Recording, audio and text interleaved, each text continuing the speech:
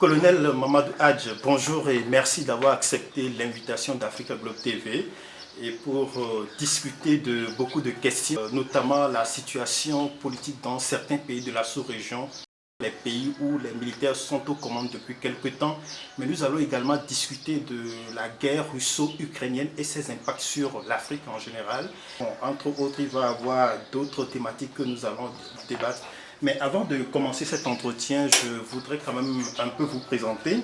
Vous êtes officier supérieur en retraite au grade de colonel et vous avez travaillé pendant plus de 40 ans dans l'armée de l'air et dans le génie militaire avec quelques missions vraiment pas des plus faciles, notamment au Liban, au Rwanda, au Soudan. Vous êtes titulaire d'un master en management des affaires internationales, diplômé de plusieurs écoles militaires américaines. Et vous avez eu des fonctions dans plusieurs pays, près d'une trentaine de pays, des missions les unes peut-être différentes que les autres. Bon, je vais vous présenter comme ça parce que vous avez un parcours assez dense. On ne peut pas finir de vous présenter. Peut-être si vous souhaitez vous-même, vous pouvez ajouter quelque chose qui vous semble pertinent dans votre parcours avant qu'on ne commence. Non, rien à ajouter. Dans les 30 pays, il faut citer peut-être les 12 pays de la CEDEAO. Oui. Et l'Afrique de l'Est, okay. Le Rwanda, la Tanzanie, oui. etc. La perte de l'Afrique, oui. L'Ouganda, voilà, tous ces pays que j'ai beaucoup aimés. Le Rwanda surtout, où je suis très lié au Rwandais depuis 1994. Oui. D'accord. Vous avez vécu le génocide. Voilà, très bien. Peut-être à une autre occasion, on pourra en discuter. Alors, merci à nouveau d'accepter l'invitation d'Africa Globe TV. Alors, première question, quelle lecture faites-vous de la gestion du dernier coup d'État qui a eu lieu dans notre sous-région, notamment au Niger? Ce coup d'État est arrivé dans des conditions assez particulières, où il y avait déjà un coup d'État en Guinée, au Mali et au Burkina. Et le nouveau président de l'OIA, c'est Tibounou du Nigeria, oui, de la CEDEAO. La CEDEAO, voilà, excusez-moi, avait posé les conditions en disant que dorénavant, aucun coup d'État ne sera accepté dans notre sous-région, dans la CEDEAO. Lors de sa prise de fonction. Voilà, c'était très solennel ça. Oui. Mais avant ça, le président de la Guinée-Bissau avait déjà posé ce problème lors de la 62e session sur le fait de renforcer la démocratie, bien sûr, en essayant de résoudre ce problème de coup d'État dans ces pays. Voilà. Alors donc, mais quand c'est arrivé juste très tôt, c'est arrivé juste comme pour démentir le président de la CEDEAO. Alors il y a eu donc une réaction un peu épidermique. De la part de la CEDEAO. Oui. Voilà, donc ils sont allés très vite en besogne, en voulant tout de suite donner un ultimatum d'abord. Vous savez ce que fait les ultimatums aux militaires. Vous avez un militaire en face, vous donnez un ultimatum, il se radicalise. Donc c'est ce qui est arrivé. Ultimatum, et lors de l'ultimatum, j'ai dit, bon, dans le protocole de la CEDEAO, rien ne prévoit l'utilisation de la force en cas de coup d'État. Il n'y a pas d'un article. Parce que l'emploi de la force ne peut pas découler d'une interprétation d'un article. Les gens ont interprété l'article sur le renforcement de la démocratie pour dire qu'on peut utiliser la force. Non, l'utilisation de la force, c'est un article particulier qui exprime cette utilisation de force. On ne le tire jamais d'une autre. Quand vous allez dans la Charte des Nations Unies, c'est le chapitre 7. Le chapitre 7, c'est écrit. Les Nations Unies mettent en œuvre l'ensemble des moyens militaires, la marine, de l'aviation, etc., en vue de... Voilà. Mais dans le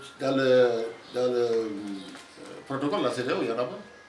Donc, il n'y avait pas de cadre juridique pour l'emploi de la force. Et je l'ai dit le 4 août, 2 jours avant la fin de l'ultimatum. Et je dis même que c'est la diplomatie. Parce que la CEDEAO, c'est une défense, c'est une sécurité collective. Ce n'est pas une défense collective.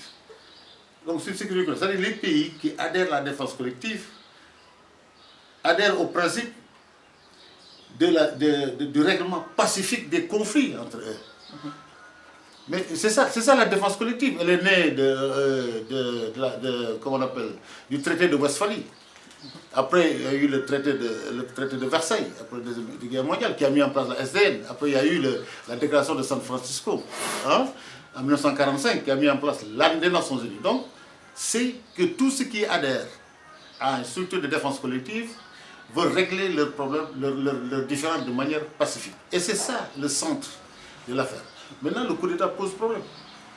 Alors, donc sur le plan juridique, on n'a pas d'instrument juridique pour agir contre un coup d'État. Je n'ai pas dit contre un pays ou dans un pays en crise. Parce que la force de la CEDEAO, telle qu'elle est imposée, j'ai eu la chance de la monter en 2006. Oui. La mission, c'était mettre en place une brigade capable d'intervenir dans un pays en crise. Alors, il y a ce mot-là. Est-ce que c'est un pays en crise? Dans un pays en crise, en vue de mener des opérations de sécurisation et de présence en attendant la réaction de la communauté internationale, et cette brigade se déploie avec 3 jours de dotation initiale. Voilà un peu la mission de cette force. Mais elle n'était pas configurée pour les coups d'État, ni pour l'asymétrie des conflits, ni pour le djihadisme, etc. C'est pourquoi quand elle est partie au Mali, elle a eu des problèmes, puisque les hypothèses d'emploi n'étaient pas... Une force est faite sur la base d'hypothèses d'emploi. Ces hypothèses n'existaient pas. Voilà. Alors, donc, eu égard à ce que vous avez expliqué, la CEDEAO, dans son idée d'attaquer le Niger, vous pensez qu'elle est sérieuse ou bien c'est juste une pression pour faire céder les militaires? Il y a du tout, parce que l'emploi de la force, c'est toujours échelonné. Ça commence par ce qu'on appelle la gesticulation. C'est ça la gesticulation. Donc on est dans la gesticulation. Dans la gesticulation. D'accord. Mais une gesticulation qui est trop longue finit par lasser. Ah oui. Donc après la gesticulation, il faut de la simulation. On n'y est pas encore. On n'y est pas, on n'a pas encore vu de simulation. Oui. Après, il faut de la dissimulation. Avant que vous n'arriviez à une intervention. Donc nous sommes toujours restés dans la gesticulation parce qu'on a l'impression qu'ils ont découvert qu'ils n'avaient pas les provisions pour agir avec une force militaire. Ouais. Alors, et puis ils ont oublié que c'est comment on appelle, la diplomatie, la gestion pacifique des conflits, mais que ce n'était pas seulement la CEDEAO, il y a ce qu'on appelle la subsidiarité. C'est ce qu'ils ont oublié au départ. Si eux, ils y vont, ça ne marche pas. Ils disent aux militaires, ça ne marche pas. Mais après, il y a l'Union africaine. Après l'Union africaine, il y a les Nations Unies. Qui sont les seuls, le Conseil de sécurité est le seul garant. Est-ce que tu vois, la sécurité internationale est le seul qui autorise l'emploi de la force. C'est le seul. Mais vous pouvez préparer, projeter, déployer, oui. Mais quand le moment vient d'utiliser la force, c'est les Nations Unies qui le. Donc tout ça, ils n'avaient pas regardé tout ce schéma-là. Donc ils ont agi de manière vraiment, moi je pense qu'on a agi de manière un peu épidermique face à cette situation. Bien sûr, là, ça s'explique, parce qu'il y a eu 3 coups d'État, et le Niger est quand même le dernier pays de la CEDEAO avant l'Afrique centrale. Et l'Afrique du Nord, parce que le Niger, c'est la relation entre l'Afrique de l'Est, l'Afrique du Nord, l'Afrique centrale. C'est ça. N'est-ce pas? Donc c'est le dernier pays. Donc si le Niger rentre dans ce circuit, c'est fini. Donc en tout cas, c'est ça qui les a fait réagir de cette manière. Vous pensez qu'ils vont attaquer le Niger? Bon, c'est mon dernier document que je vais sortir, je crois que j'ai fini de l'écrire. Vous avez attaqué, je ne peux pas dire qu'ils vont attaquer, j'ai dit, attaquer c'est une hypothèse. Oui. Donc, je me suis posé la question de savoir, après la gesticulation, après les pressions, après comment on appelle, tous les instruments, si les gens ne refusent, qu'est-ce qu'ils feront? Il y a 2 possibilités. Parce que moi, je suis un militaire, je suis plus un stratège qu'un politique. Donc je vais sur des hypothèses. Premièrement, il n'y a pas de provision pour utiliser la force. Quelle provision, c'est quoi? C'est-à-dire un article, oui, qui dit utilisation de la force, mais il n'y en a pas. Comme aux Nations Unies, le chapitre 7 dit utilisation de la force militaire. Alors que le chapitre 6 emploi des militaires, mais il n'y a pas d'utilisation de force. Donc c'est ça la différence. Donc il n'y a pas. Donc s'il n'y en a pas, on peut trouver. On peut trouver. Parce qu'une force doit être employée selon le droit, jamais en dehors du droit. Parce que vous allez devoir expliquer à ceux qui meurent là-bas, à leurs parents, que votre fils est mort pour certaines raisons, pour de vraies raisons. Et c'est ça qui fait qu'ils sont d'accord. Quand on meurt pour défendre son pays, quand on meurt pour défendre la démocratie, voilà, il faut que ceux qui engagent ces gens-là soient prêts à expliquer pourquoi ces gens sont morts. Parce que la guerre, ce n'est pas les États seulement, c'est les individus, parce que c'est eux qui sont sur le terrain. Donc, je vous dis, ils vont sur le volet diplomatique, subsidiarité. Si ça ne marche pas, comme ils n'ont pas de provision, j'ai dit avant-hier à la télé qu'il y a ce qu'on appelle des opérations sans mandat. Ah oui. Ah oui. Je ne vais pas en citer, mais je sais que l'opération Fouré-Kaba du Sénégal en Gambie, c'était sans mandat. Donc on peut faire une opération sans mandat. Mais, une des conditions, parce qu'une opération, ce n'est pas une guerre. La différence seulement, c'est qui autorise. L'opération, c'est l'exécutif. La guerre, c'est le législatif. Mais c'est là où ils cessent d'être différents. Mais sinon, dans l'emploi, ils doivent s'appuyer sur le droit international. Le droit international dit, quand on lance une opération, il faut regarder les conséquences. Donc, il faut d'abord écrire les conséquences avant de lancer l'opération. Mais ils ne l'avaient pas fait, c'est l'Union africaine qui leur dit, étudiez les conséquences. Mais regardez les conséquences géopolitiques de ce qui va se passer si vous attaquez le Niger.